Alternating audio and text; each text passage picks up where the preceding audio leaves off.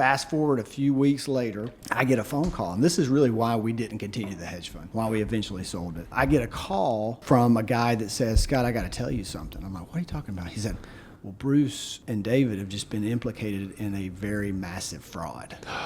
And there's a guy in Minneapolis called Tom Petters who has just been raided by the FBI and the SEC, and Bruce and David are going to get implicated in it. Well, come to find out, Petters, and if you did a Google search, he's still in prison. Petters was running a massive Ponzi scheme. Bruce and David were raising capital for him.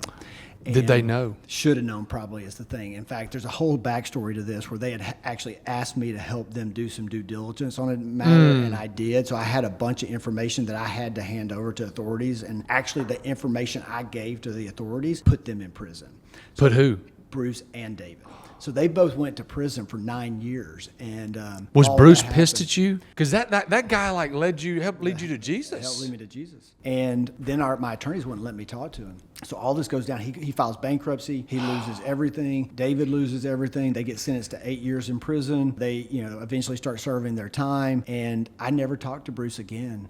I still haven't spoken to him since that day. I saw him and I couldn't bring myself. I feel bad about this. This is probably not great. Confession, that's fine. Confession. It's I just saw me and you. him at Albie's funeral a year ago, but I couldn't bring myself to go talk to him. Now, I did leave him a voicemail when he got out of prison to tell him that, Bruce, here's what's happened in my life, and it would have never happened but for you, so thank you for what you did. But, he started a prison ministry and led people to Jesus and got out and started another ministry. And another cool story, David Harrell. So David, who went to prison also, maybe 5 years ago, when in the middle of his prison, I got a phone call from his son, who I'd not seen since he was a young child.